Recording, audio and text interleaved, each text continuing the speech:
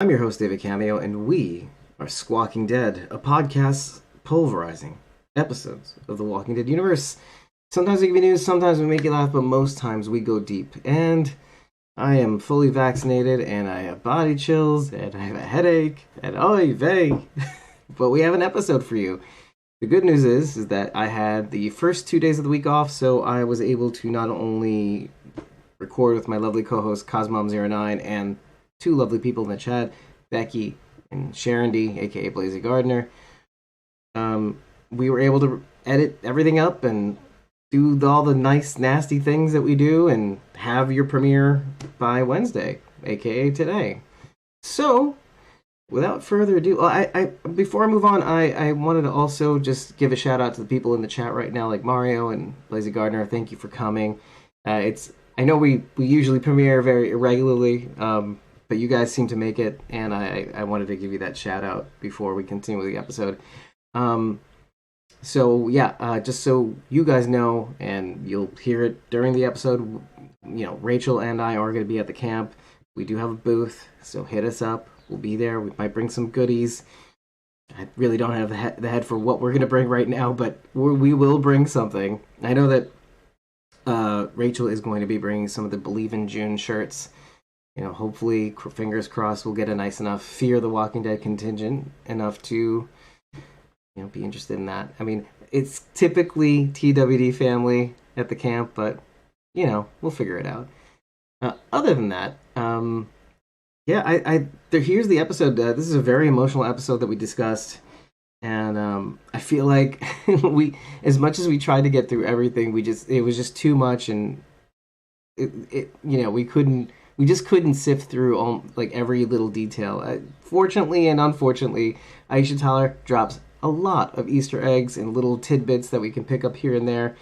But as far as the deeper meaning behind things, that was at least closer to the surface, and we were able to pick that apart. And I think we did a pretty good job with that. So anyway, without further ado, here's the episode. I'm going to see you guys in the chat if you're watching in the premiere. And hey, if you do want to take part in our recordings, to get the unedited versions of this episode, of which a lot was cut out, head over to ko-fi.com/squawkingdead. If you happen to buy us a coffee during the stream, your message will show up forever on YouTube, Facebook, Instagram, Periscope, all that stuff. So just to let you know, and that coffee will actually entitle you to the unedited episodes, the ability to join us during our recording sessions, the ability to join us on stream while we do our Jackbox games. Yeah, sometimes we go on Jackbox, and sometimes we invite you people along so that you can have fun with us.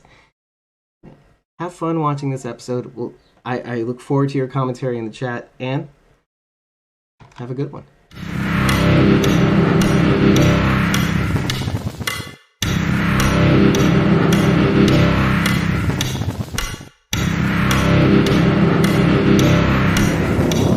We're dealing with somebody else now.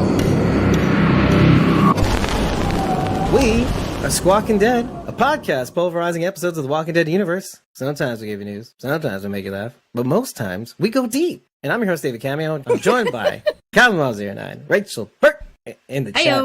In the chat, we got Sharon, we got Becky. We're here to talk about Fear the Walking Dead's 13th episode of season 6. We're getting close to the end, folks. All right, how do you feel about that? How do you feel about that? Oh, you getting nervous? Getting nervous? I don't like it. They aired this season much later than they're used to, but they plan on coming back sooner than they were supposed to. A lot sooner. I mean, if The Walking Dead is coming back in August for their 24 episode run with probably 2 breaks instead of 1 break in between every 8 episodes. Mm-hmm. And then Fear the Walking Dead is going to come back in between the first break, because season 7 is going to come hollering at you, screaming fast a half a year later. So I guess the way you should think about it is this: it's like when your kid doesn't want to go to bed. Well, if you go to bed now, you'll see me in the morning that much quicker. Or I think it's more like the girlfriend ex-boyfriend girlfriend boyfriend situation, where well, if you go to bed now, we'll be seeing each other that much sooner. Good night, young miss. I've heard that. So Becky, it's hard to believe that TWD coming back is a real thing after those episodes. And is she talking about the oh Lord, the deep water in the water series or something? The Dead in the Water miniseries? Yeah. couldn't remember Deep what it was water, called. like deep, like Horizon, like what? I couldn't- Like the oil spill? Johnny Odell is no longer with the Walking Dead from Skybound account on Twitter. Okay. He's gone. The king is dead. Long live the king. And that's a shame. That's a real damn shame. That's all I can say about it. Like, listen, I was turned on to him for the first time, I think, when he was making fun of hashtag Akikil. And then that turned me online. And then when they had like pooping wars between he and like Wendy's and all, or like he was propping up Wendy's and they were putting down this other fast food chains like Arby's or something like that. I remember it was a clip, I think. Yeah, it's one of our clips. I'll reference it in the blog. I guess AMC wants the Walking Dead official account to be as vanilla and poop as the other Fear account.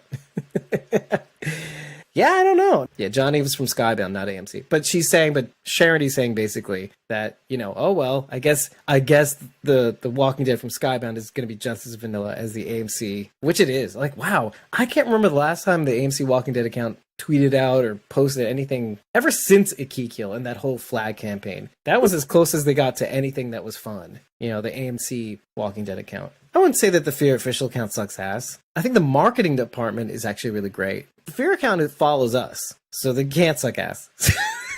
By default, it just doesn't suck ass. It's liked a couple of our tweets, so I can't complain. But no, the marketing department has been doing great. I've liked the promo spots with the vines and the people and the wrapping around everybody, and they've done some really good promo in the last year and a half, I think, in my opinion. The Walker kill counts were cool, video game like. I thought that was a good campaign. They put that to rest for a little while. I feel like they're kind of reverting a little bit. I mean, do you remember the Walkies around season 5? With the Walkies meaning everybody got the little Funko Pop Golden Award for like their best kill or like, oh, most walkers destroyed. And you don't remember this Funko Pop thing? Like, it looks like a Funko Pop. This little golden award called the Walkies. Where was this? For Fear the Walking Dead season 5? On social media. TV? Oh, I didn't social media back then.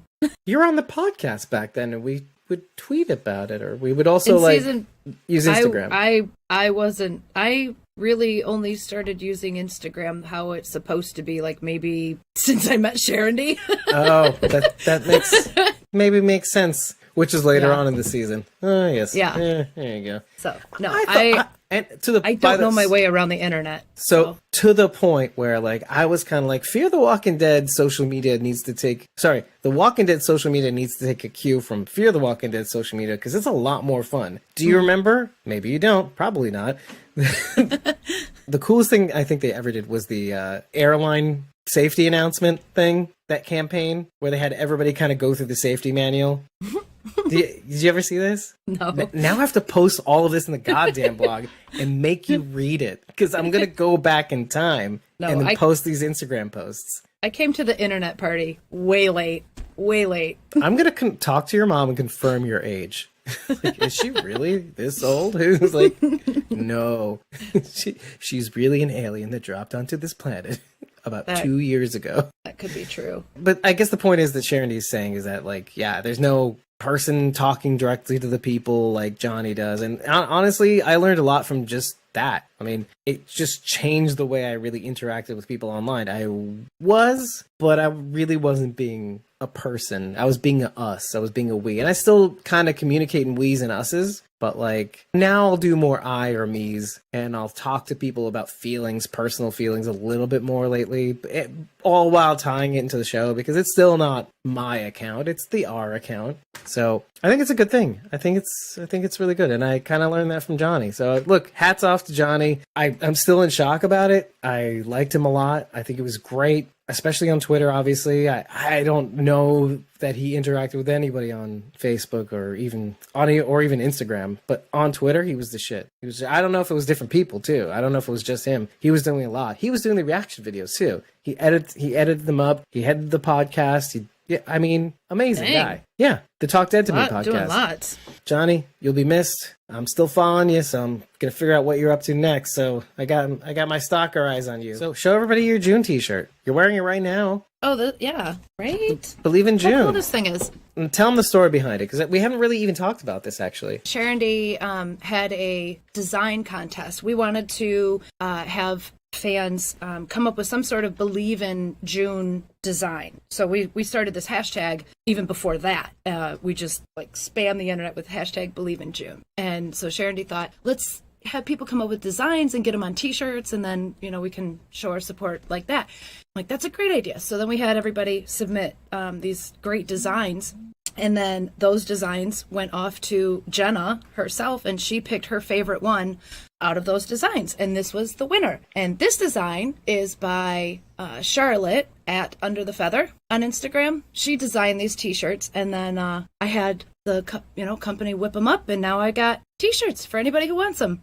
And Charlotte's website is featherandmoon.com. And I know she's selling these really adorable postcards and any kind of event card, anniversary, birthday, whatever, whatever. They're really cute. Oh, yeah, and she was doing some charity cards, too, I think, for a little while to help out India and their COVID crisis, basically. Head over to Feather and Moon and help a country out. And then if you got some extra money, come visit me or Sharon D and get a Believe in June t-shirt. Yeah, CosmoMom09 on Instagram, Twitter, which she claims she knows how to use now. And then also, and then Facebook, too. Facebook, technically, if you go to facebook.com/CosmoMom09, you can contact her there as well. So yep. I think your DMs are open. I don't know. They might get some pushback against Facebook security, so maybe head over to Instagram instead. I'm mostly on Instagram, but you can catch me on Facebook too. Yeah. Twitter, it might be a few days before I notice anything over there. Yeah. I'll be bringing some of them to camp too. And that's probably easier. If you are going to the camp and you want to take a look at these shirts in person, I think that would be best for you. You know, it's convenient. Take advantage. If you don't want to get it, don't get it. I mean, but you'll see it, you'll like it, fall in love with it, and you'll buy it right then and there. Meet us at the camp. We have a booth. That's right. We're going to the camp. We said it in the last episode right at the end, and we didn't mention it again until now. All right, let's talk about this episode.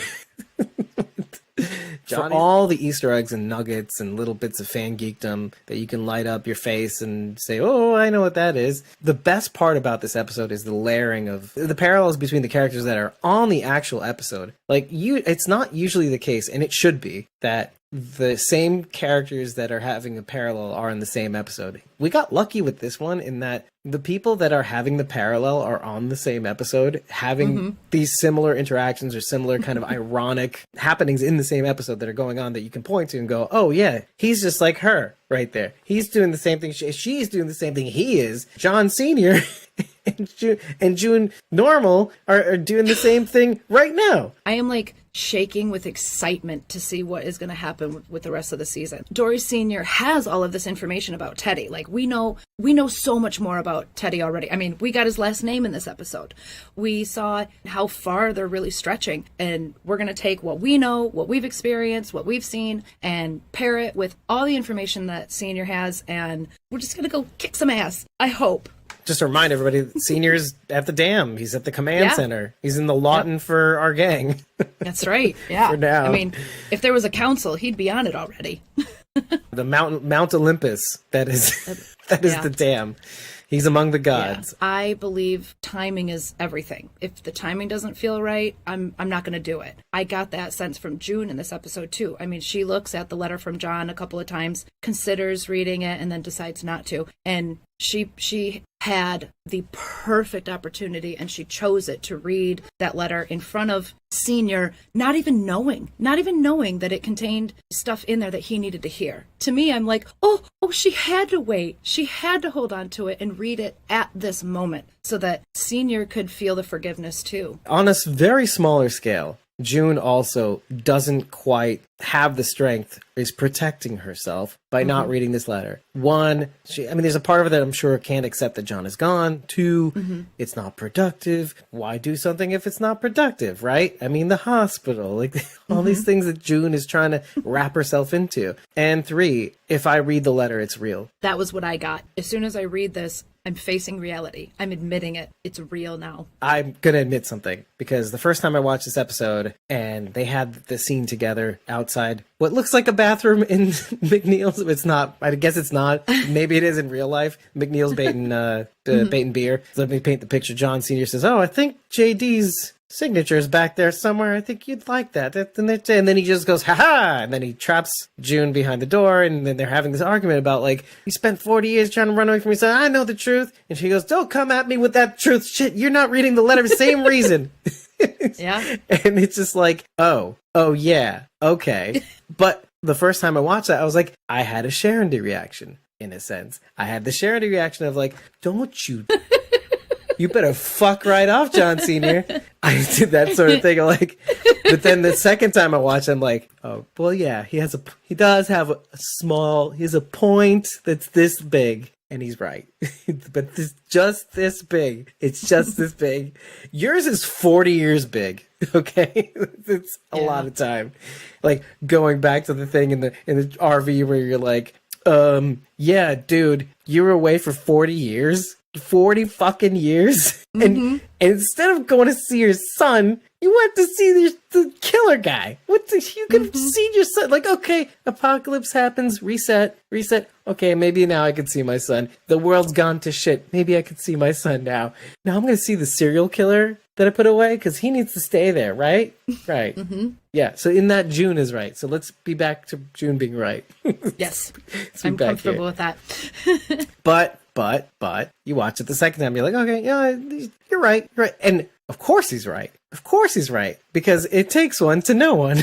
So, which, when you watch the episode again and you really, really think about it, John Sr. knows what he's doing. He knows what he's doing. He knows he's avoiding. He knows he's doing everything in his power to avoid. As he says very clearly at the end, we do what we do to protect ourselves. And I noted in the React video, which you just watched, because if you are watching the episode, you are watching the reaction video. I said, yeah, ourselves, not others. That's interesting. So this is all about ourselves and not others. I went away for 40 years really for myself, not to protect my boy. From the moment that he starts getting closer to the cabin, it talks about McNeil's bait and beer. Throughout this whole episode, he's just gung-ho. He's just barreling through every single conversation, not really listening to June. He's hearing her, but he's not listening to her, which is what all my ex-girlfriends said about me. Once he starts getting closer to McNeil's, he starts opening up a bit. He's like, oh, yeah, I remember I took John sitting there eating his butterscotch ice cream. He had a sweet tooth. Had a sweet tooth. Whoops. You know, like now he's thinking, oh,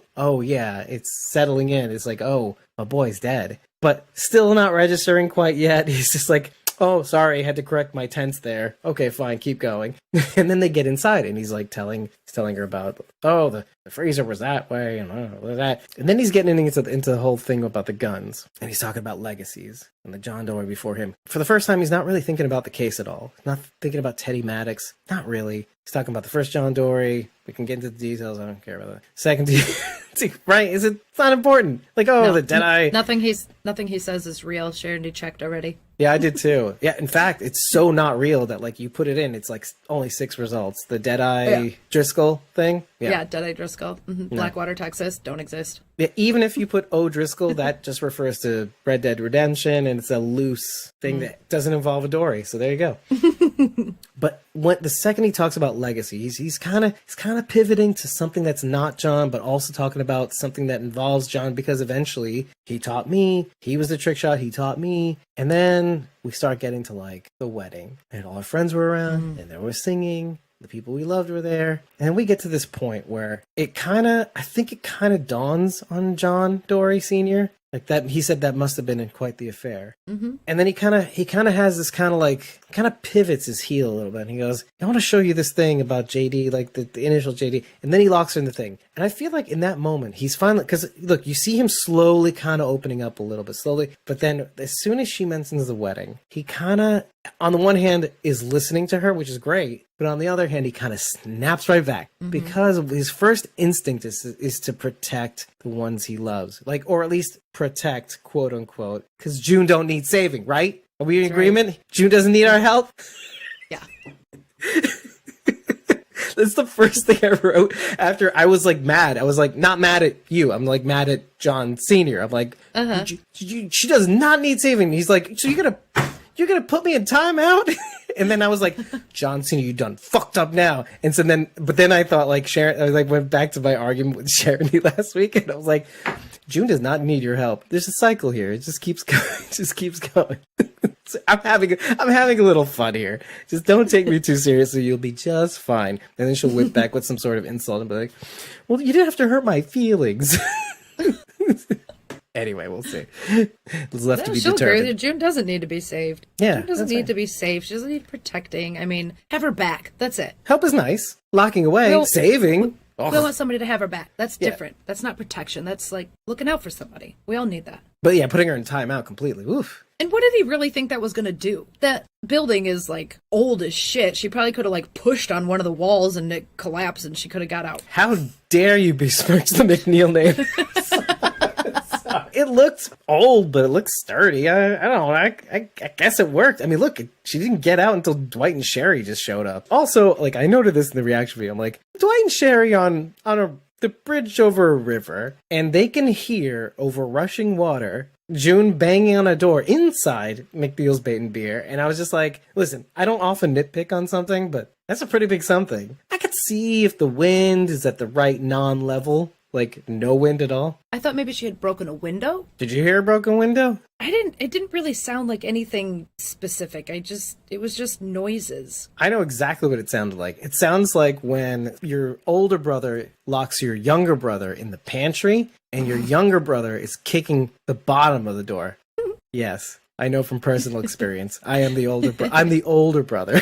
Oh, okay. I was going to say, which one are you in this scenario? Yeah. And he's like, what, eight years old? I'm 18 years old. He's 8 years old. I'm a terrible older brother. Yeah, an 18-year-old should not be locking their little brother in a closet. Yeah. You should know better. You shouldn't. I listen, learn from me. Don't do it. It's just not my worth it. gosh. It's not worth it. It's not worth the trauma that a 30-year-old has to go to therapy. He's still not going to therapy. Anyway, let's move on. But yeah, that's about the sound that makes. Let's just go through that whole example just to illustrate the sound. The fact that somebody had to be Dwight and Sherry throughout this whole entire episode. Okay, picking up the jacket. I mean, they were following her. Of course it was going to be them. Yeah, but I mean, they could have gotten thrown by the scent. They could have not found them.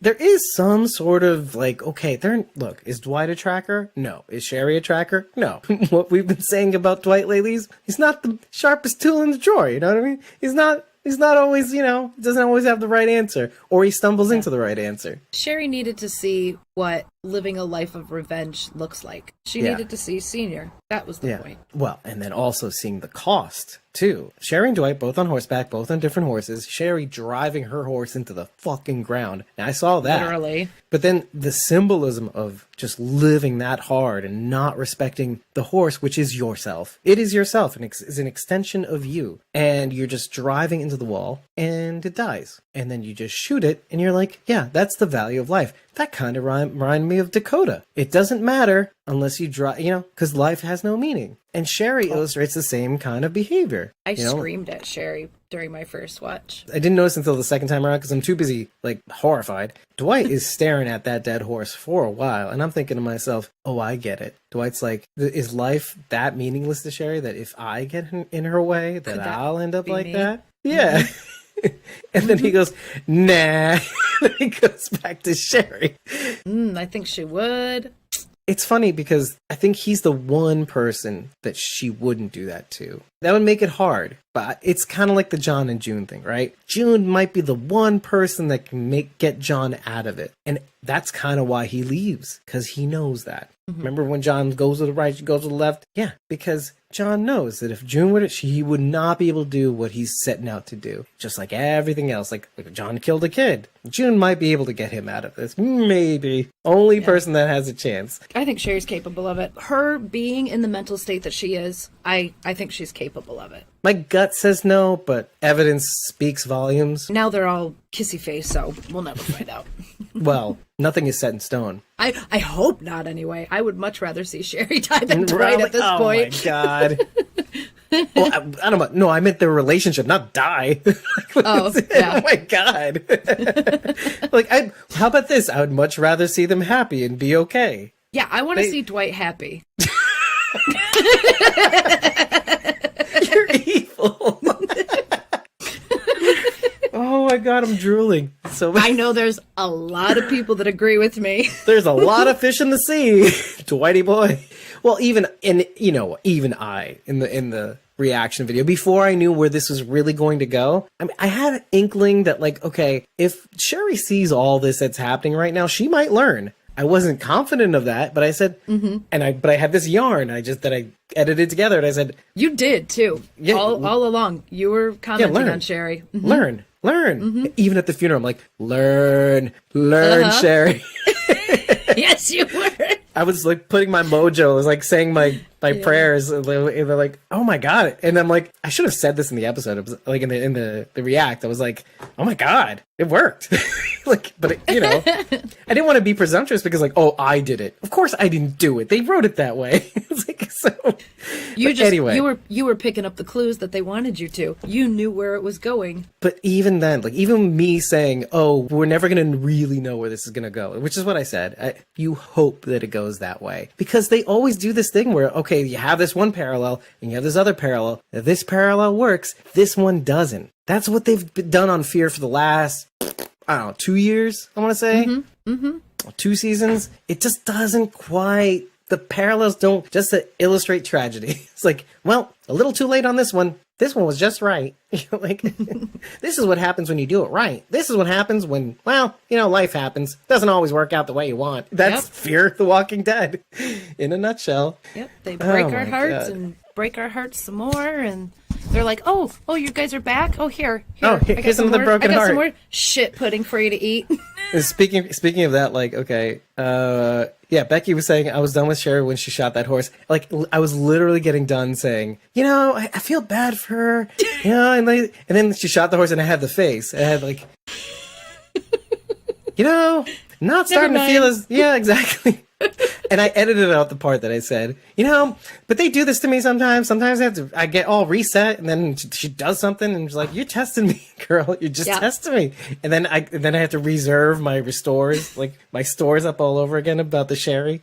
Yeah. Yep. I got something similar from Sharon too. When I woke up Thursday morning, I'm reading through the, verbal, non-detailed commentary, and it's like, oh, Sherry, never mind, fuck Sherry, back to back.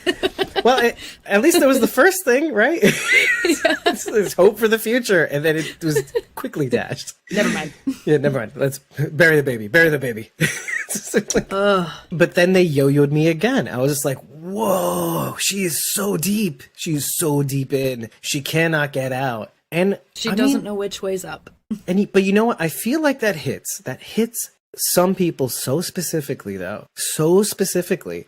Because I'm thinking of this on more than just the Sherry scale of things. I know so many people that feel this stuff. That, I just have to do this, and then everything's going to be okay. Or I have to just do that. Once I get there, everything's going to be roses. And I'm like, it's not. And I feel terrible for them. And then you try to coax them into another direction or another path.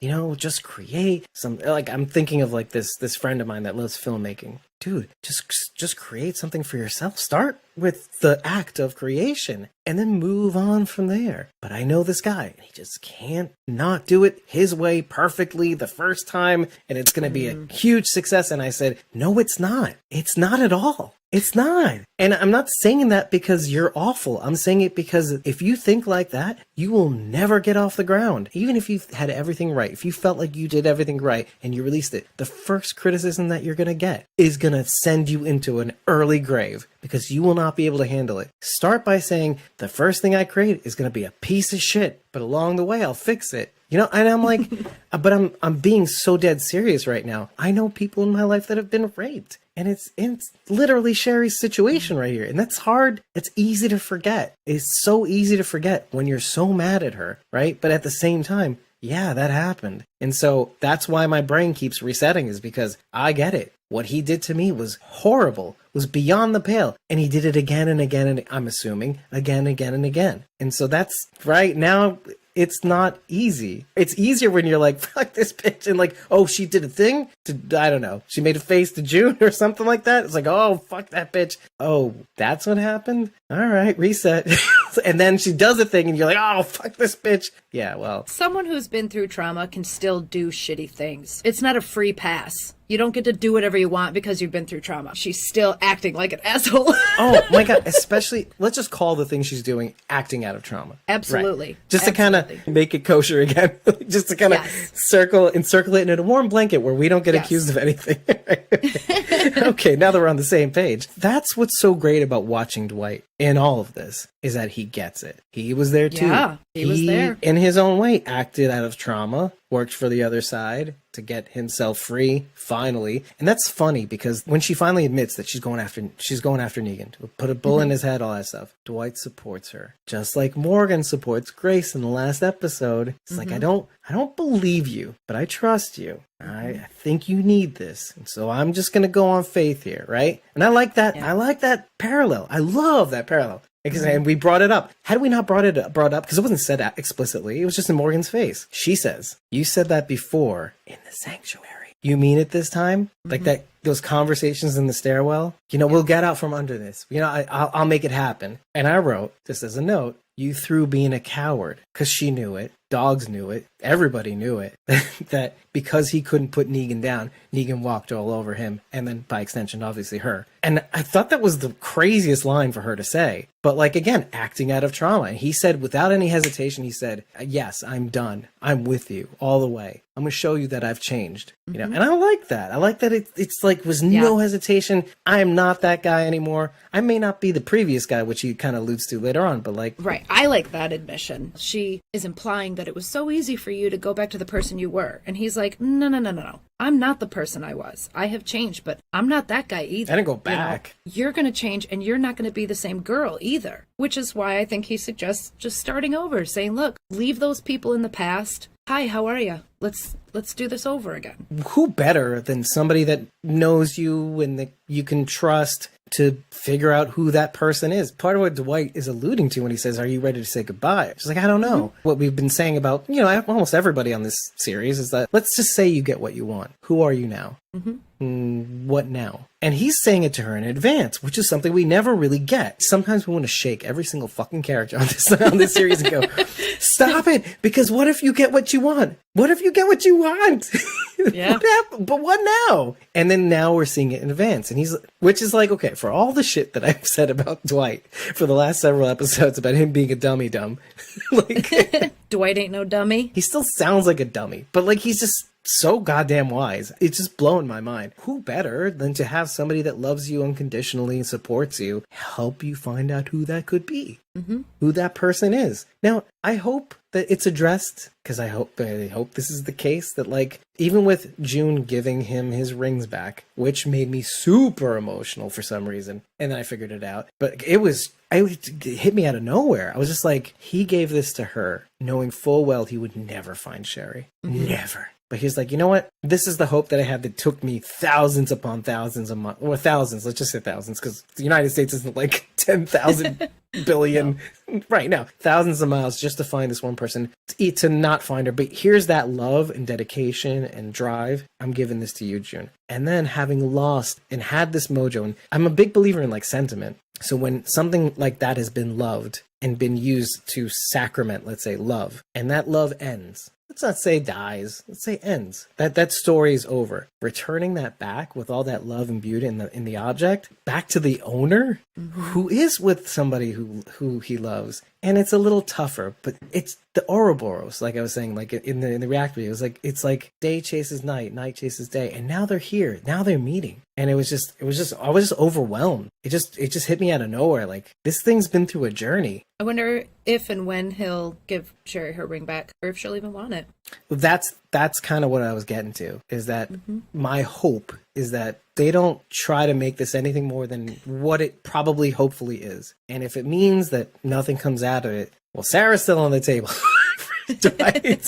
No, that's right. I don't know. But I'm not ruling them out. I'm not ruling Dwight and Sherry out, because I mean, let's be honest. Like, love the one you're with, right? That's what you've been singing a lot, Sharon D, right? We need that. I'm not saying we need it. I think we could use it. It'd be nice to have the couple that's already here get together. I've been saying for a few weeks now how we need a happy ending, but this isn't exactly the one I had in mind. We're working on it. Fear the Walking Dead. We're working on it. Yeah. Like, you should have like a construction sign. Undergoing maintenance. Fear the Walking Dead, season 6. We'll be back at season 7. Abrupt end to season 6. What if it ended just right here and then just went to season 7? Actually, that's a good question though, isn't it? We've gotten John Dorie Sr. Morgan and June patch it up in the same episode, and in such a remarkable way. And then like the music that comes on at the end when John Dorie Sr. is like saying, I know that this guy, Theodore Maddox, he's not going to stop at nothing till everybody's dead. And then like, right. And then the music goes dun, dun, dun, dun, like, and it goes up like in a fade, right? It's like fading in. I'm like, holy shit, what is this, the fucking A-Team? And then like, you know, Morgan goes, we have work to do. And then like, it just goes to the credits. Like, yeah, sorry, season 6, you're done. All right, let's move on to season 7. After more than 20 minutes, discussing whether love could ever be in June Dorie's future. There's a part of me that thinks that people think June isn't a normal person. This episode to me taught me that she is. She has foibles. She has fears. She's protecting her heart. She is not perfect. And that was me before this episode too. I was like, oh, she's perfect. She can run this thing. And then we'll probably see some more of that. I just don't enjoy this idea that we treat June like one would treat Carol, which is everything we all did not like about the comparison. In some respects, we look at Carol and we think, oh my God, nothing can compare. And I was like, oh, she's so awesome. And like, yeah, it's true. But then at the same time, she is human. Obviously, look at this person make all these mistakes. But then we seem to put them on love her all the more for it. Yeah. And I think there's the danger in putting someone so high on a pedestal that you can't see that they're just a human being just trying to exist in the world. And I wonder sometimes. And I do this to myself is what I'm saying. And that's why I'm bringing it forward to you guys. I do this to myself all the time because I have to stop seeing these people as something more than people. I think about things that I want to see as a viewer for these characters. Maybe not necessarily what's good for this human. No, I'm like, no, what do I want to see? This is my show. I'm watching it. What do I want to see? I wanted to find joy in whatever forms life has to offer in this universe. See, and I now see when in all forms. And I'm gonna say I don't. Wait, what? Well, only in so much as I don't want to see her in another relationship. I think it would be very hard for me to see her in another relationship, even if it is years down the road and they do it right. I think it would still be really hard. And it's not because I don't want her to be happy. It's because I don't want to see it. No, I can respect that. You're being very honest, and you should be able to say that and not feel shamed, whatever. Yeah. Maybe that's what I was looking for. I kind of want people to just be honest, like, with their feelings about these characters. I'm sure when they do it, they're going to do it at the right time, just like we said. They're going to plan this out and make us feel okay with it, right? Story. Right, exactly. So, like, yeah. And so given that, I'm like, well, I want Stella to get her groove back, you know? Like, sure, why not? Yeah. Oh, I like people enough for them to be happy, right? No? Yeah. Okay, I'm kidding. They'll figure it out. They'll figure it out. Sorry, I was reading Becky's comment about Carol and Daryl. Carol, Caryl, is a good example of this. They're not canon yet, but it's hard to see Carol and Daryl with other people. Exactly. So as viewers, even though Carol and Daryl have nothing on screen, as viewers, we don't like seeing them with other people. More accurate ways to say is like it's hard for us to imagine them with other people because of their relationship, because of a connection that they have that is strong. So, and that's fair. I'll even say that's fair. But I get a little excited when I see a little Connie action. I'm saying right now. And everybody gets a different reaction to that too. And I'm being honest and serious here. Like, yeah, I mean, some people will see Connie and Daryl's interactions and be like, right? They'll have that little moment. Yeah, and then, that's me.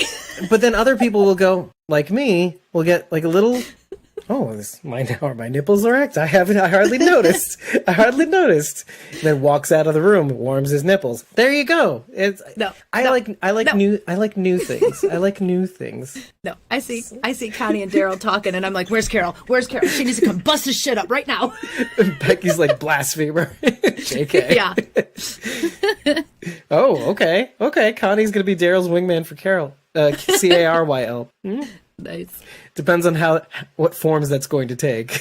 No, I can fully admit that Daryl is just not that into Carol. Like there is a bond, a love there, and Carol full on 100% loves Daryl. It is all from her side, and he's like, eh. I think that's become a lot more clear, let's say in the 10C episodes. That's if you go back and rewatch the seasons, it is. She flat out says, do me. Yeah, And he's yeah. like, In the "Nah, beginning, yeah. I'm good. Now that we got that out of the way, because I'm not open. That door's good. We're starting to close the door on that, the double doors. We're like, okay, goodbye. Yeah, because that was a going big off the one. rails. That was totally off the rails. But this is kind of my point about this episode as a whole, though. It's got tons of little details of things you can go through, and I forget that. We're not doing that. You want the little Easter eggs and the details and the this and the that. Go to Talking Dead. Go to They're Talking all Dead. over. Leave me the fuck alone. Go to Speak to Aisha Tyler on Instagram and talk about the Negan Walker and go fuck yourself. No, go to Blazy Gardner's Instagram and check out her Walker collage because that's fucking awesome. I helped a little with that. So did Rachel. but yeah, go to Blazy Gardner. Leave me the fuck alone. That's what it's there for. Blazy's the shit. And let's be honest, that's not all you get from Blazy Gardner's account, but that's a lot, and that's really good. She's been bringing on the parallels for like ever. Holy crap, the parallels. I don't even know how her brain works. Wow. Yeah. She's amazing. I do. But it's all, but this is, I was actually going to address this. I was like, this is more of a visual thing. This is an audio podcast for the most part. I have no patience to bring up all these things on the video streaming podcast. It's like, let's bring over the Negan Walker. Well, you can barely make him out. Well, I gotta go shut the fuck up. Bring the Negan Walker up. We really had to stare at that. Just for fun, I'm going to bring it up now because I said it. But now if I keep saying all the other shits, holy shit, how many walkers I'm going to put on screen? He puts all of them on the screen right now because he gets it off of Blazy's Instagram.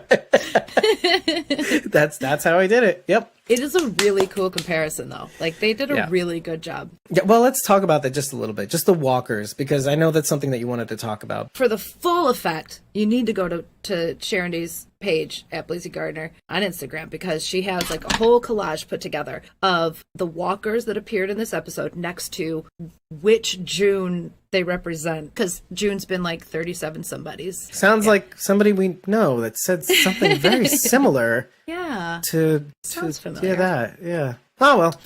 Yeah. Well, look, we put the image on the screen, but we will also be putting that image in our blog, too. So if you head over to that, you'll see the reference to the embedded image on her Instagram. But yeah, the different walkers representing different iterations of June. There was one walker in particular I did want to talk about, but that's easy, right? You can go to Sharon D's Blazy Gardner's page. Oh, yeah, just check it out. You'll be amazed. Yeah. And then there was that one walker, though, that was on the floor when she's at Tank Town, when June arrives at Tank Town, with like that half of the face was kind of burnt off and reddish. And I thought that was more of like the Dwight Walker. The Dwight Walker, like the White Walkers.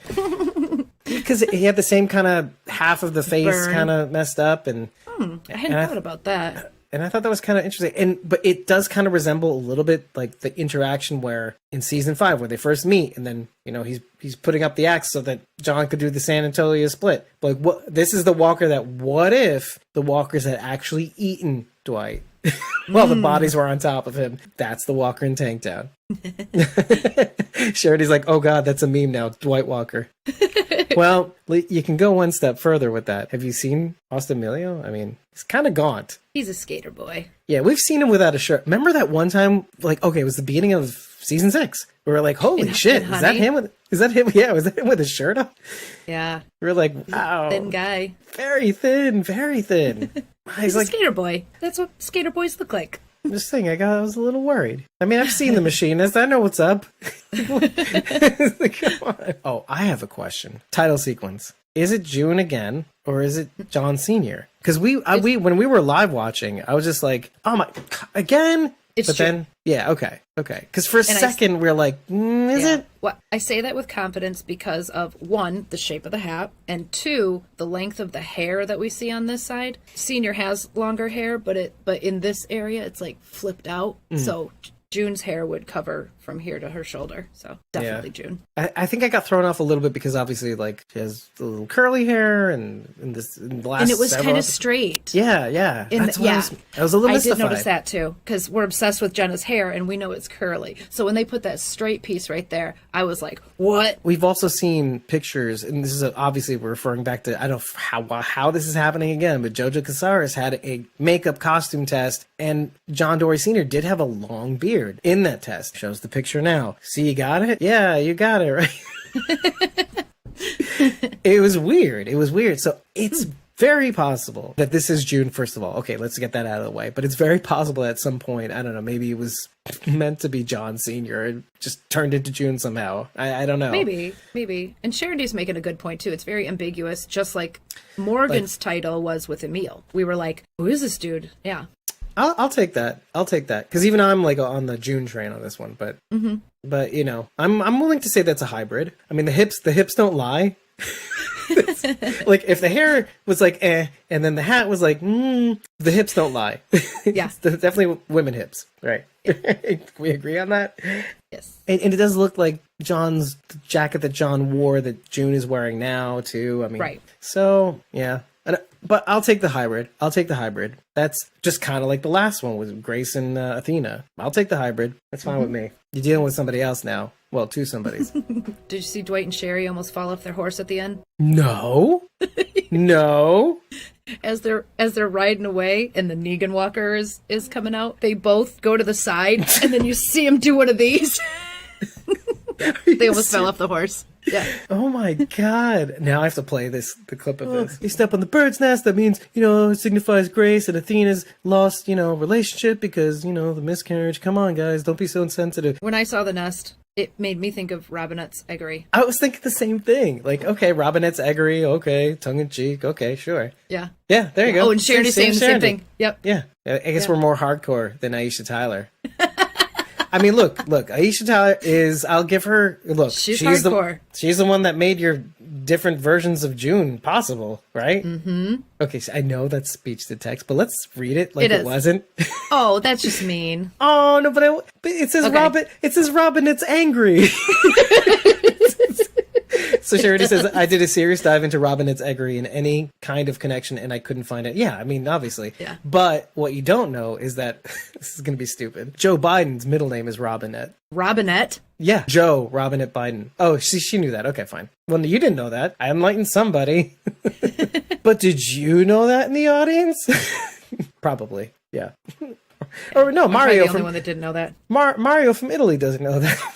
Just pick people from out of the country, right? They could be playing with etymology here, though, too. And it could be an inside joke, too. The second I mention etymology, she's on the case.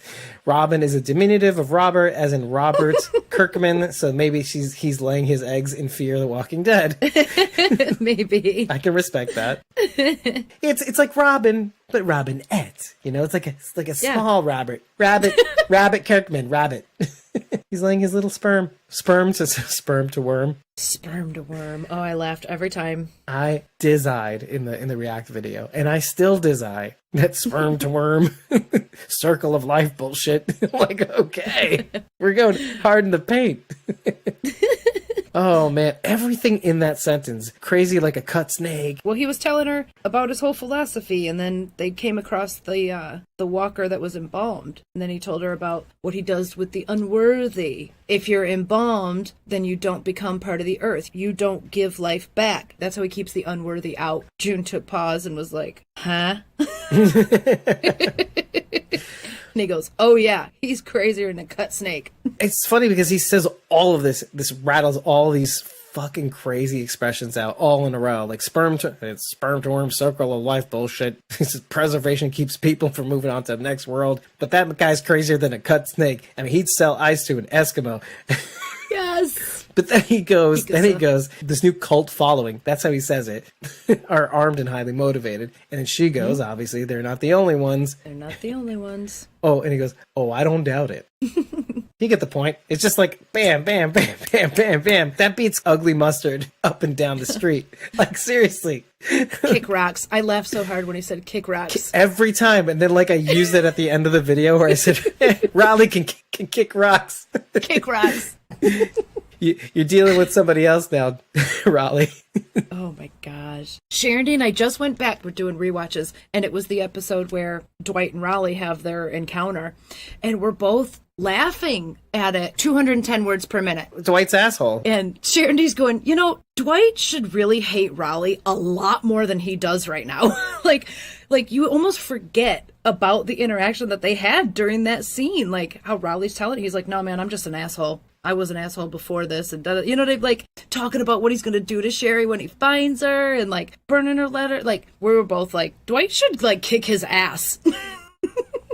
Doesn't that go to the power of like John and June really saving his ass from the fucking lurch? What's crazy about that is, yes, he should, right? But then you have to also remember that the first time around when somebody did something nice to him, saved him, it was Daryl. And in return, he paid him back with shit. He took his bike, took his crossbow, basically left him for slim pickings. Fuck you, dude, for helping me out. All trying to escape Negan. But where does all that come from? The second time that happens again, John and June save him again. He's like, I'm not going to let this history repeat. I'm at the end of my rope. And the clarity that he gives about wanting to kill himself to Sherry, being open and honest about it, that puts everything into focus. It makes what that interaction with Dwight's asshole, aka Raleigh, a lot clearer. They're like, I was on death's door. I was like, I'm done. I've had it. And then I can see somebody being, the tank being that empty, all of a sudden fuel splashes at the bottom of it. And it's this refreshing, I was empty, but now I am full again. It's no wonder why, like, Sherry doesn't understand where this guy was at. Because we weren't there, we didn't see what happened with Sherry. We didn't see her journey out west. We didn't see the floors and ceilings that she's had to hit until, I don't know, she never got a chance. She must have hooked up with the right people to get on this vengeance train and whatever. So we don't know her side. It's important to note that, like, that interaction with Daryl and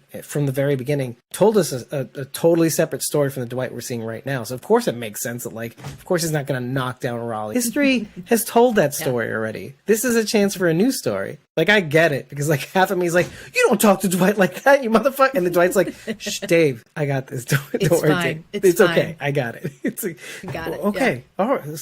Stand down, soldier. Like, okay. Dwight doesn't need your protection. Right, exactly. Robinette, exactly. Okay? She Charity said it too. the same Exactly. thing. Exactly. That's my point, people. See, like Minds, our minds are like this. What's good for the goose is good for the Robinette. That was not funny at all. Don't laugh. Somebody bring the horn of shame.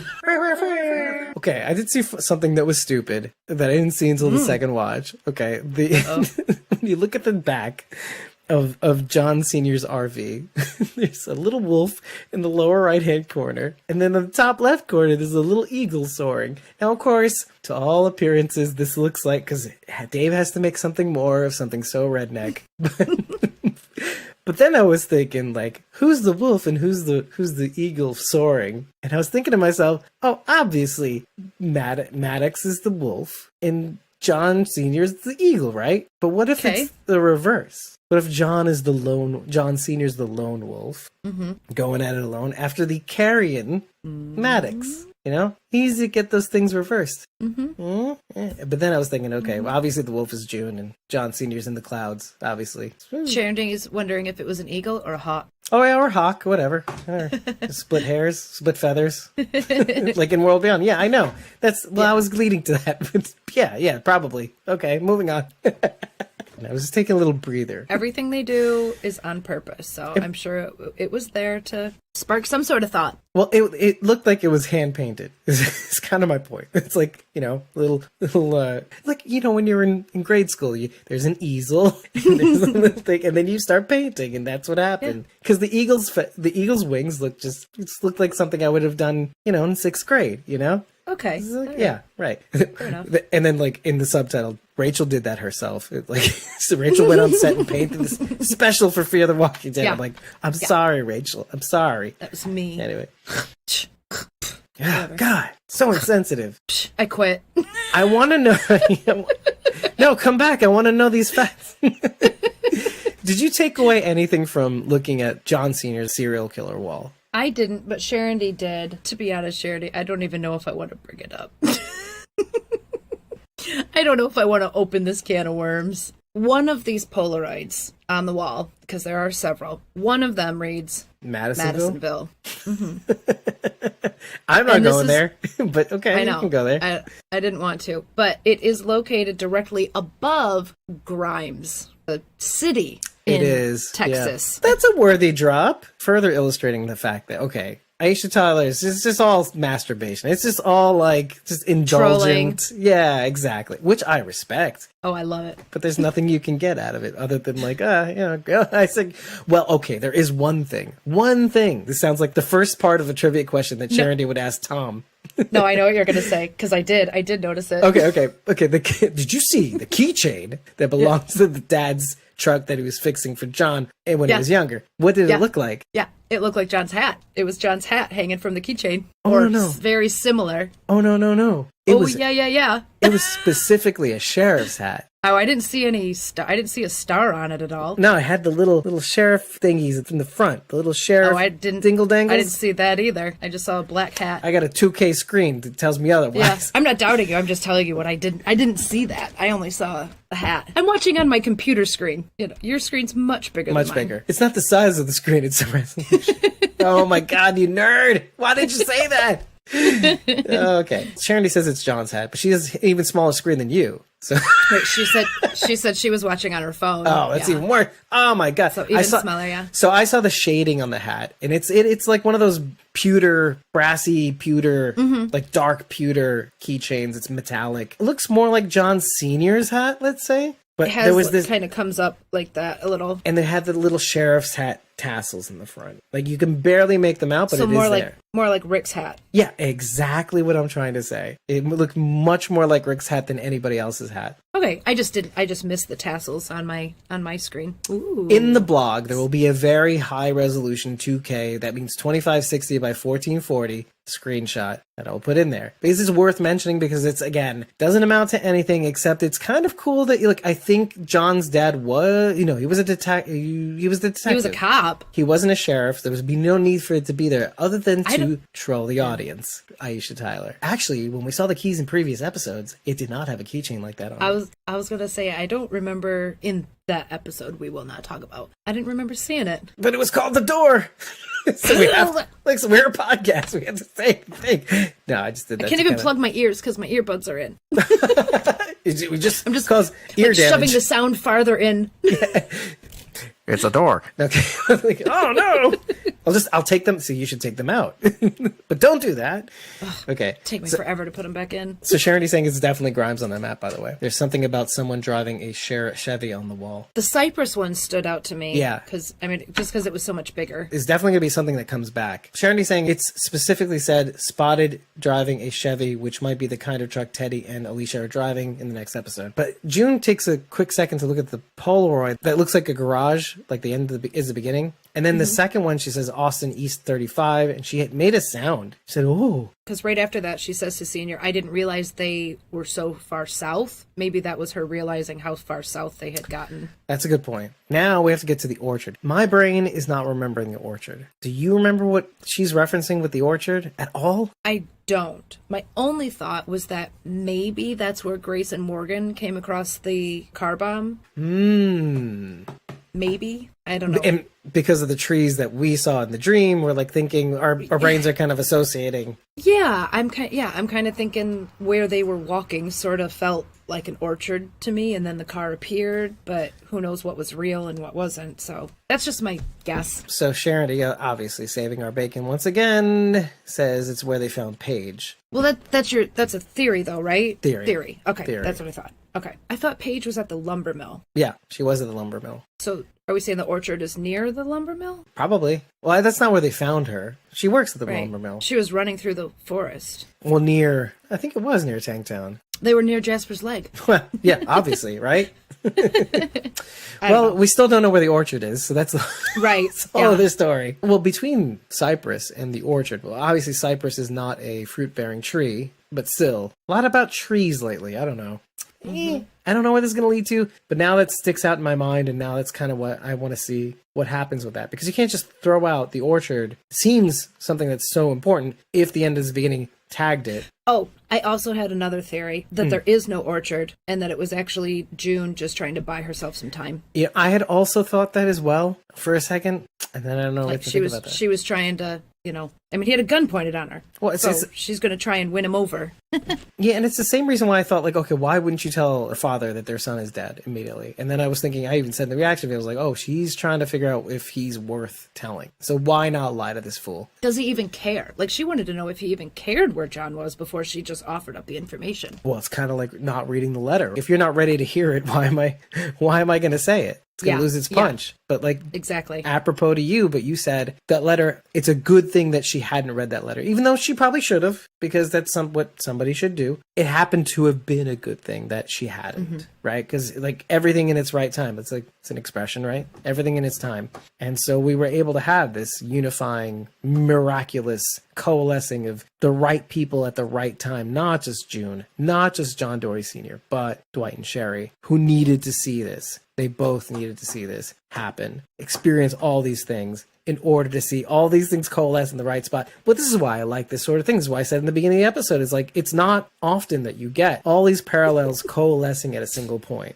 Now, it doesn't take care of all the problems, but it kind of just intersects at one point, and then they go in completely different directions. I mean, I love seeing June have that one last look at the cabin. It's that weird look where, like, and this makes me a little emotional, where you feel like you're never going to see that cabin again. And you feel it, and you believe that to be true. And how weird is that? A look that can just give you that. An idea, hey, let's make her look at the cabin one last time. But let's do it in such a way where it lasts a little longer than it's comfortable. And then she climbs back into the car and goes off with John Dorie Sr. to go to the dam. Like, her admitting, you know, you're kind of right, Morgan. I don't want to, like, as much as we don't want her to admit that he's right. It's like, and then he comes right back and says, are you fucking crazy? I was off my rocker. I'm like, duh. And then there's this moment where, like, yeah, of course we're friends. Like, of course we're friends. You know, and I'm kind of treating this backwards, because then let's talk about the resolution first. And he said it's more than just that. It's not only that he lost himself for a second, but that he could come back and realize that June has always been able to contribute. When we're all mad, sometimes we have these blinders on, we forget the value of someone. Period, point blank. It's so easy, like, in the moment, like, okay, let's just say I can still hear that thing vibrating, but am I gonna forget, like, every awesome killer thing that you do every day, every week, consistently keeping me on my feet? It's silly, right? But I still hear it. So Do you really still hear it? I do, but it's not the point. The point is that, like, It's not even on the table. I'm sitting on it. I'm literally sitting on my phone. Is it in a room in this house? It could be in my bedroom, and you would still hear it. I would still hear it. It's Sharon D texting me. See, Morgan thinks he's God. I don't know how you're hearing it, though. I'm sitting on my phone. I'm literally sitting on it, and you can still hear it. The good news is the noise gate will be adjusted at such a level that nobody can hear it. Oh my god, that is too funny. Well, she says it's very relevant. You better get that. She says it's very relevant to the show. So I'm getting yelled at. Let's wait. I'm getting in trouble, Sharon D. Yeah, on both sides. God. Ouch. I feel like this is both of us going, pay attention to me. Pay attention to me. Yeah. So, okay. So Sharon D found on our Google Maps Orchard, Texas. Not the Orchard, but Orchard, Texas. And it's located very near Cyprus. Ha! That's funny. I literally just said, oh, orchard, cypress, fruit-bearing tree, non-fruit-bearing tree, and beginning, oh my god! Sperm to worm! wolf and eagle! What does it mean? We Maps! are squawking dead. I get so excited. We get so excited for maps. Oh my gosh. Well, that's funny. I like things that I can confirm. Like, that's what I like. I like details that I can write down and say, this is what it is. Right. This is where it is. Or at least have a gets me excited. Strong enough notion to say, oh, this makes sense. There's enough here that I can actually talk about it, right? Yeah. We're going with this. This is what's happening. That's why I love the holding so much. Like, it was just filled with goodies that I love. Oh my god. Well, I even allowed myself to, in episode 135, to go off this, we both did, but had this crazy theory about John Dorie Sr. Yes. But allowing ourselves, we're admitting it's crazy, but it's crazy enough to work. And if you hadn't watched that, it's probably a good time to plug it. Yes, watch episode 135. It was crazy enough to actually do a live stream about, not a pre-record. If you listen to the audio podcast, it's much sharper, much clearer, much more quality, because we got to do the local recordings and we edited them up and chopped them up all nice. We kept it pretty much intact. It just sounds better. So definitely take a listen to that. We have a very wild theory about what could have happened to John Dorie Sr. in 40 fucking years. We're in the contingent that there's no way that he just was looking for Teddy Maddox for 35 of those years he was not looking for Teddy Maddox. So exactly, he must have done something. That's our theory. That's episode 135. Dum dum dum. You should listen to it. It's crazy. I like that little interaction between Morgan and June at the end of the episode. I think it was really, really necessary for them to have that tension in the beginning, though, because it all leads into what ultimately John Dorie Sr. says near the end. He's like, "You're full of shit. You're not reading that because you're protecting you." And she needed to at least have Morgan, like, you know, when somebody loosens the jar of peanut butter, and it was quite the grip too. It was quite the grip that Morgan had. And I love how you explained it last week, because you loosened the grip on that scene so that I was ready, as I wasn't ready to handle that scene, I don't think. Right. Which is funny. So when I finally watched that scene for myself, I'm like, oh, it's more than just that. Morgan can't for 1 second. For 1 second. Because we said this in the last episode. He cannot blame himself for 1 second. Because the second that he does, it's all over for him. He will collapse like a dying star. Yeah. He's not a very emotionally strong person. Well, when it comes to something that he might have done, if it's somebody else but when it's him that did it, I lose people, I lose myself, kind of shit. What? But that's what makes the end of the episode that much sweeter, because even he acknowledges that was me. I didn't know what to do then and there. I did the right thing. I did the wrong thing. Well, I mean, it's funny because, like, Morgan having to exile June in that moment. Okay, obviously there was the rules, but the rules were because, and I wrote this down, I'm like, oh, he's fucking right. Like, the whole reason why he thought of those rules were because of what John said. This ground is soaked in blood and everything like that. And for June herself to be the first person to kill, like, I get where he's coming from. I get where he's coming from. Like, this is not what John wanted. That's my best friend. That's your husband. And it's like, and I know you're mourning his loss. I get it. I'm mourning his loss too. And again, we all grieve in different ways. We all have our way of processing things. And I think that's true. I think that's why it's easy to kind of get lost in pitting people against one another, but we're not seeing the people for who they are. We're seeing it from a particular point of view, or I'm seeing it from Morgan's view. So of course I don't see June's initial why she does what she does or how she reaches that conclusion. No, but even though I mentioned it, but it's processing, right? It's like seeing that and believing that, and then like accepting that what she does is because of something that built up over the course of the episode. But it's easy to lose Morgan's point of view too, what he had to go through and had to process in that moment. I mean, they're all doing it from these weird, wild, different points of view, which we were lucky enough to see in the same episode. But going back to the end, I was heartened because I think he does acknowledge that he says, plain English, he's like, don't think anything of it. It's mostly me, and maybe you can help Grace. I keep thinking it doesn't matter what Grace thinks happened. It doesn't matter what Grace believes is the truth about the baby died. That's what's real. That's what's there. Now, you may not have been welcome before, but you've more than made up for everything by bringing John Sr. back, by coming back in the first place to give it another try, too. Like, I see you're genuinely here to help. We've said this about one other character in the universe, too. If for 1 second Strand could admit to his own feelings, he would become somebody that we don't recognize anymore. Because his whole thing is never letting people in on the con. If I let people in on my feelings for 1 second, it's over. I don't have any leverage anymore. Now they have that against me forever, like Alicia. That's why he has this relationship with Alicia. It's the first person that would let him in on what he had to do in person, without words, what I can do to help. Charity says, all I'm saying, Morgan was with John when Dakota killed him, and June didn't blame him, so. She could have lashed out and been like, well, you were with John and let him die. Like, Morgan's blaming June for not being there, and June could blame Morgan for being there and not doing anything. Wait. Oh, I didn't read the thing before that. Please spare me Morgan mansplaining. Yeah. June's husband to her. But I think it's important to explain relationships, though, too. Everybody has their own way of processing. I think saying how much somebody means to you in your way helps people understand your grief process, like what you're going through. And yeah, it's not always going to come out great. It caused June to shoot Ginny dead, in spite of what this place was supposed to mean. Grief on both ends. John dying, and then leading up to the moment where Grace loses her unborn child. So, yeah, of course it comes out messy. Like, and then, of course, Morgan's... he's thinking about all the variables that led up to June having to leave and having to need to go out to begin with to see June 6 hours away because she was the only doctor. But of course, I wish you would have thought of that before he shot Ginny. He was like, well, I didn't know, bitch. And of course she doesn't know. Of course he doesn't know. Well, I think it's important to say it out loud, though. Grief takes on many forms. People go through it in different ways. I mean, look at fucking John Sr. Fucking June is laying out all the facts. First of all, he doesn't even say that he dies. But then he goes on, he says, yeah, I get it. I'm a detective. I knew exactly, I saw the rings around your neck. That's what you saw? What, you don't have any feeling towards it?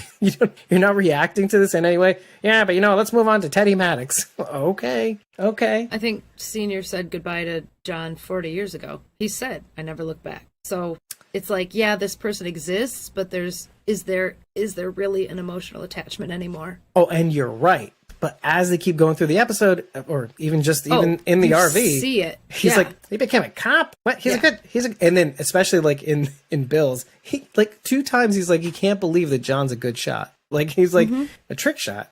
Oh yeah, Humbug Gulch. Okay, all right, cool. Yeah. The more he knows about him, the more he realizes. What, like my ancestors? And all those emotions are being filled in now. And so by the time June reads the letter, the full weight of that forgiveness means something to him. Yeah, exactly. Like even though this is shit heel. Yeah. This shit bag for brains in the beginning of the episode. Like, yeah, I still forgive that shit bag for brains in the beginning of the episode. Like, long before he came to this resolution about the weight of John's, finally going to the cabin, exiting it, and then finding Hill at gunpoint, shooting him in the back. Like Bill Hickok in Deadwood, by the way, who gets shot in the back in the bar, which I thought was a good parallel, like a solid parallel, but not like rapid fire Easter egg drops like Aisha Tyler. Come on, man. Seeing John see his own sons, or maybe even, okay. Because of course, John Jr.'s headstone, husband, friend, right? Beloved husband, friend. However, I get something would trip me up too, but then I wonder if maybe he also stopped because when you see your own name sometimes, you automatically think it's you. Mm-hmm. So I didn't think of that until just now. I'm like, oh, but what if he was thinking himself? Oh, that's my grave. I'm stumbling into my own grave. And of course... I didn't go that far. a half a second later, you're like, John Jr. And then it gets worse. I'm named after my grandfather, right? Well, even while he was alive. So let's say there was like a passport. And I didn't even look at the picture. I saw that it was a David Cameo, right? And I was like, oh, that's my it does not look like me. But for a split second, I saw that it said on the paper David Cameo. I was like, oh, that's mine. Yeah. Right. Yeah, of course it's me. Yeah. Do you have a passport? I do. Okay. See, Oh. I don't. Like, if you didn't have one and still thought it was yours, that would be even crazier. But that would make sense. Because you're like, I didn't get a But then for a second, you're like, yeah, that's me. This is my name. Yeah. Oh, but that's not me. That's not for me. Okay, but that's my point. That's my point. Yes, exactly. Well done. Gotcha. I always think about these things because it makes sense. Once you see your name written down somewhere and it's the same name, then you're thinking, well, that's my grave. Oh, no, that's my son's. But then it gets worse, right? Because it's not my grave. And yet it made me think for a second that it was. Oh, am I dead? Oh, no, it's my son. Oh, my son's dead. Like the stages of getting worse, right? Okay, it would be one thing if I was dead. Oh. That sucks. That's what got me here. That this is all what it was for. And then, of course, this is just before looking around the room and seeing a life that had something in it. It was filled with something. It was exactly like June described, filled with all the medical stuff. But he was also looking around at other things, like things on the wall, activities. It was full. Like, I remember when we first saw John's cabin in season 4. I was like, there's not much here. Okay, there's a little coffee thing and there's a little thing over there. There's a TV in the corner. It looked a lot emptier and bigger in my mind when we watched season 4. In this episode, it looked full. It actually looked kind of smaller because there was so much stuff in it, because that's a life lived. How long do we think Hill's been hiding out there? Well, I was even thinking about this in the last episode. Grace has been pregnant for 9 months. She barely even knew she was pregnant. So this whole story moves along the course of 9 months. And so we're thinking, like, how long has Hill been away? Well, okay, it's been probably about I want to say 3 weeks. Oh, 6 to 7 weeks is Charity's even saying. I meant Okay. 3 plus 3 is what I was thinking. Three to find John, and then another. 3 until after John, and then three more for Grace's pregnancy, and then losing the baby, etc., etc. Okay. Because it'd been a week after that she lost the baby, I think, right? Yeah. So Or is June Hill finally just arrived. is Hill just a terrible housekeeper, or why is all this shit still laying around? Like, if he's been there for over a month, almost 2 months, he hasn't cleaned up a damn thing. The medical supplies are still on the table. I mean, it even looked like the fish that John cooked for Dakota and Morgan was still there. Right, I noted that too. Right. What the hell's Hill been doing? That's a really good point. That's a really, really good point. Oh, I did see the only thing that was there that I could probably recognize is like that the drink. The drink was there, but that John had left that there. John left. That was John's drink. Shandy has a good point. She said, I thought that was Hill's fish that he had cooked, and that's why John Sr. knew he was there. Well, he hears the walker outside. Well, there was a twig snap, and then he hears Yeah. the walker outside. And then he's like, Well, oh, we assume it's the walker, but it could right. be Hill, I guess. well, he assumes that it's a walker. But yeah. Could be Hill. Yeah, but there was a bit of a twig snap. It's good to listen on headphones if you are listening on headphones. Sound makes so much more of a difference when you're watching an episode. No, but to your point, Rachel, I think the one overwhelming factor is like, hey, why is everything left out the way it is? Now, you could say that it's because of Hill's state. Hill doesn't look so great. Hill is still wearing his ranger outfit. He's wearing, look, there's a bunch of clothes in there. Wear sweats for all he cares, right? But he's not. He's choosing to wear the ranger's outfit. I think that says a lot about where Hill is at in the brain. I think he's still holding on to something like Lawton, this promise of Lawton where I could do whatever the fuck I wanted. Because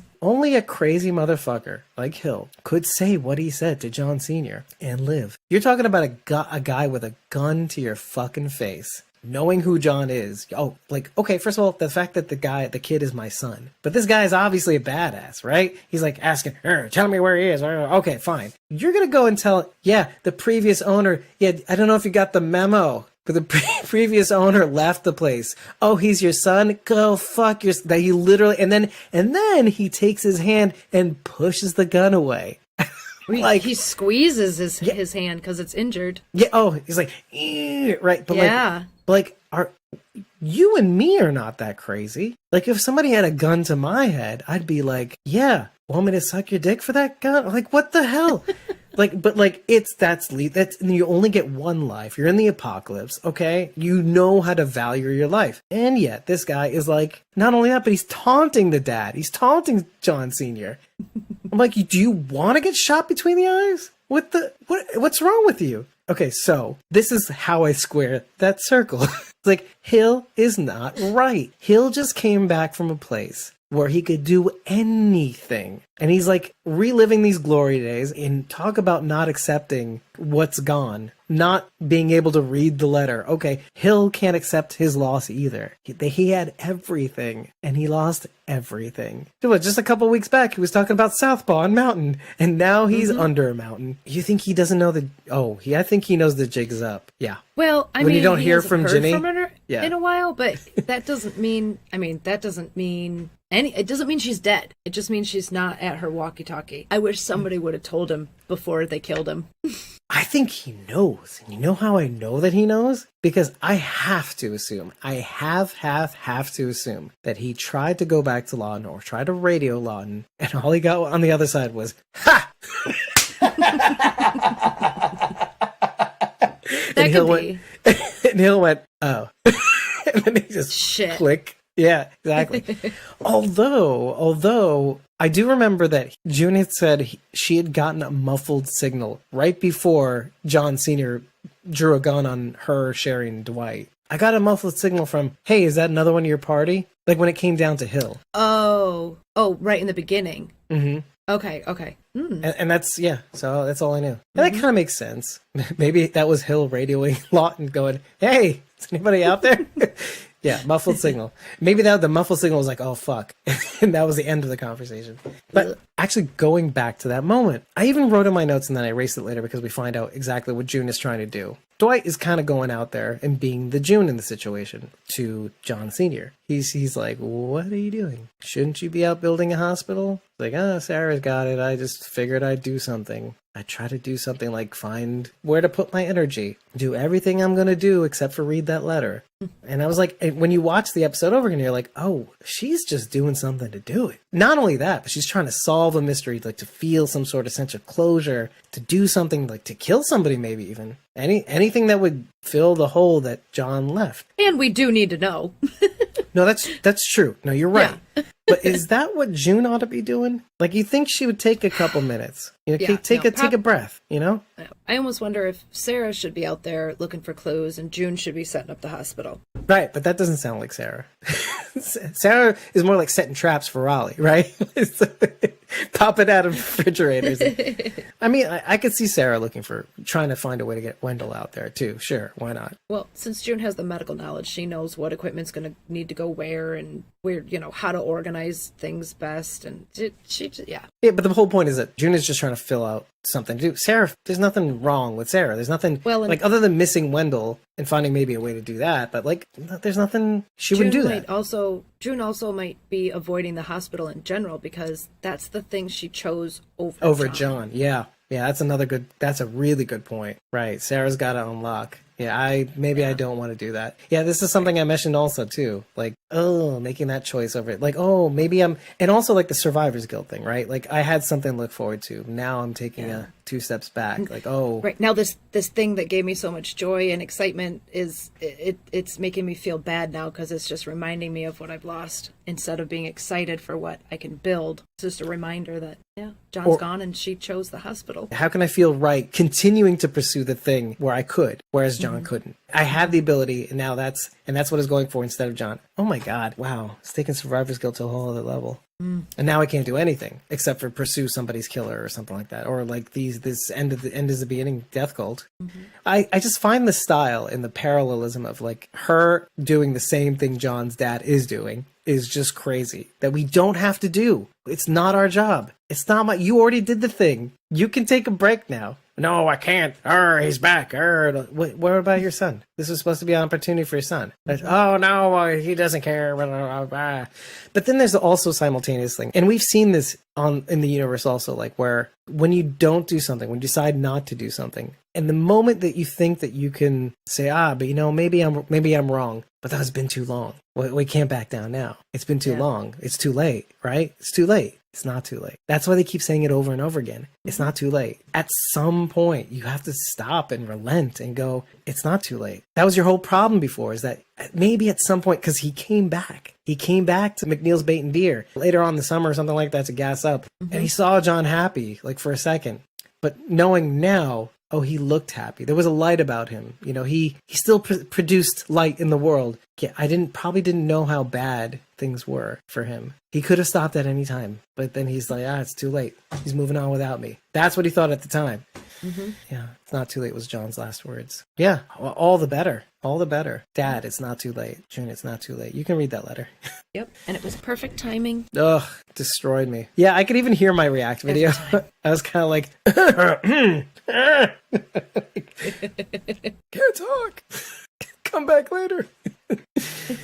It's funny because that letter was written at a point of time where he was ready to die to save Janice. Because it's easy to forget. Like, so much shit fucking happened at that moment. And we're all thinking, he's going to say something very profound. It was like, no, it was a time capsule. I love how careful the writers were in trying to construct this narrative. How this was said in episode 4. It was just teed up quite nicely. Okay. There's something to like the idea of like John Sr. always assuming I was afraid that Teddy poisoned me and that I would poison my son, or the search for Teddy would poison me and that I would poison my son with that poison. Like it ruined me. And I didn't want that light to get snuffed out. But then he mentions the story about seeing him with the butterscotch. Like, that was the right move. But like he realizes later on, he was wrestling with this all the way until he was 52, which we find out exactly John's age. But it was weird because I can see where that comes from. And I think every one of us has that moment, or most people have this moment where you wonder if you're better off away from somebody, better off not influencing somebody in a negative way, I think it's very easy to forget when you're in the moment. It's tough to say. You don't know if it's going to be a good or bad choice until it's already played itself out. And by then, it's too late. But you do know how you are as a person. Well, I mean, that's the whole thing is that it's a fallacy. The answer is it is better for you to have been there, period. That's the takeaway.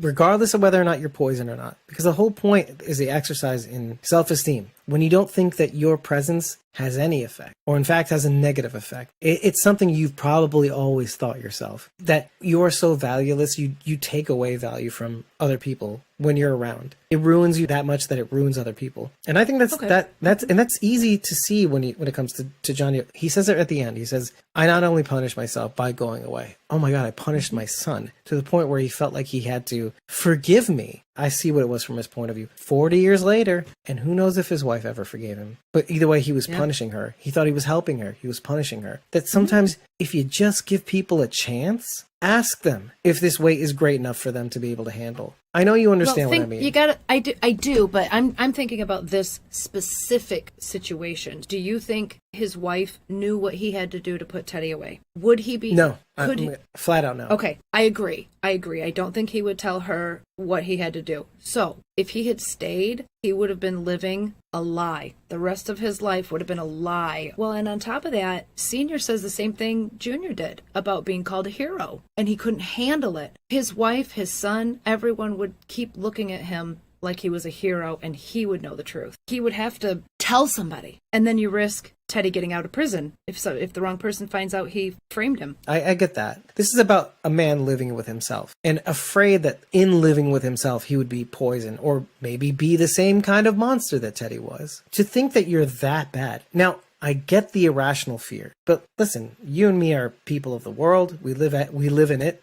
We live in it every day. Catalytic converters get stolen every day. And so my point is that like we all live with something. Kind of goes back to our Carol conversation or / June conversation, but like what makes Dorie's different? Is it a Dorie thing? And maybe this makes more narrative sense because it's said out loud that Dories can't seem to live where they have to keep a lie or uphold a lie. Yeah. But here's the thing, the worst thing. What you said was accurate. That, of course, what would have been the harm if John Sr. had told somebody? Well, that could have gotten out and Teddy could have gotten out for circumstantial evidence or whatever, pointed evidence. Fine, I get that. But John, he could have said something, I think. He could have seen a therapist. Yeah, he could have talked to a professional. I thought you meant like tell somebody the truth about Janice. I'm like, that would have Oh, no. Forget that. He's a ghost. Yeah. I meant for the first incident that made him go into hiding in the first place, like shooting that guy. When therapy was available. Yeah. That's the thing. He could have not gone down this far. I mean, yes, and now he wouldn't have met June. I get it. This wouldn't have happened, that. But I get that. But that was unnecessary. Just repeating history, thinking you're poison, you're the anti-hero. Oh, I killed someone. Yeah. Well, what we know of John Dorie, though, I don't think he wanted to feel okay with what he did. Therapy would get him to feel okay with his action and accept it. I don't know that he wanted to. Kind of like his dad, he wanted to punish himself. He wanted to feel... Oh, like everybody's treating me like a hero. He wanted to feel it. Meanwhile, I killed somebody. I know what's right and wrong. I know which way is up. I know that I shouldn't be celebrated for killing someone. And a therapist would just tell him that it's okay to accept that, and I don't think he wanted to. And you wonder why, like, I went into my little rant about this kind of person in the apocalypse. This is a bubble. There's no way you can survive without June. Man, or live in this cabin bubble. It's kind of amazing that John did survive as long as he did. Yeah. I didn't know how right I was. Because you're making it very clear. You're making it so clear. Like, clearer than I could have ever, to be honest with you. Charity says, in the key, John says everyone knew what his dad did by framing Teddy, and that's why it changed. But Senior actually says it's because everyone called him a hero. So it's the same reason, which is what John had said in Laura. And then she said he needs to talk to Dr. K. Now he can, because John Jr. is dead, so he's talking to Dr. K now. So technically, come on. Yeah, technically, right. I mean, he had to wait a couple years for Dr. K to die, because, the timelines haven't matched up yet. Yeah, that's true. Dr. K's still alive somewhere. Dr. K, she's still alive somewhere. And younger, right? A few years. About 5 years younger. Yeah. I want to say 5, maybe 6. Yeah. Just read it. Yeah, and Charity says, and on that note, I'm out.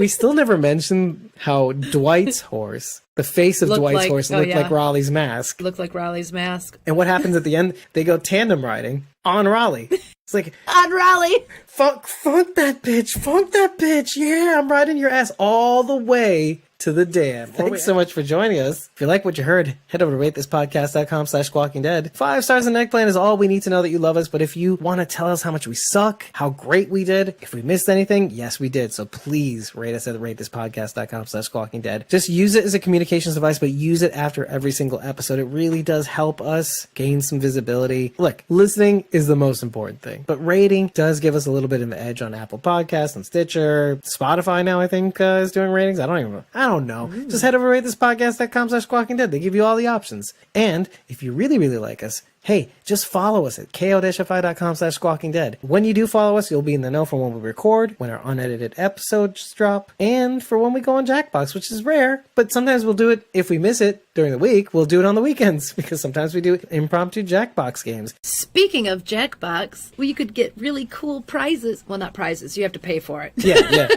Well, you can't win anything. But you can buy it if your creations turn out as awesome as this one. Can you see it? Am I centered? It is a TKO image of June having shot Ginny with the hashtag at the bottom saying, girls get it done. That's right. I can actually show you where to buy that in the blog. So when you do that in the episode, you'll actually see the image of the shirt and have the ability to buy it, as well as a bunch of other shirts that I'll include. Some of them which are really, really funny. The reason why it's so funny is that you will have played TKO with us on our Jackbox games and want to buy those t-shirts, let's say. Yes. This is emblematic of our Jackbox games. We have fun. Yeah. And you can join us on stream. The only way you're going to be able to do that is if you buy us a coffee. When you do buy us a coffee, you'll get access to supported back content for 30 days, among which is the ability to join us on stream when we play Jackbox games, download the unedited episodes, to join us in the chat while we record, as well as a whole bunch of other perks. And if you subscribe to a coffee a month, well, the party never has to stop. And with that, everybody, look, this was an excellent episode. Aisha Tyler did an amazing job. Actually, I think amazing. I think she did too good a job, to be honest. Like, when you get so much, you're like, I gotta watch this shit again. Like, just to see what I missed. I mean, it's like, it's a chore. It's a chore. I gotta stop. Can I do something else now? No. Stop being so good. This is your punishment. You're a John Dorie Sr. You're punishing yourself for 40 years by watching this episode every single day. Yep. And then Charity says, Glutton for punishment, all of us. And then Charity says, glad to do it. I'm like, I don't have time for that shit. I gotta edit. Motherfucker. Next week's episode, because we get that exciting Alicia Teddy episode. However, next week, at the end of the week, we'll be in Georgia. That's right. The week that would have been episode 15, we will be at the camp. Peachtree City. That's right. Episode 15 is going to be a barn burner. Of course, that's the one where Madison comes back, right? USS Pennsylvania. The St. Louis barn raiser. Oh my God. The Southern Pinky Paw.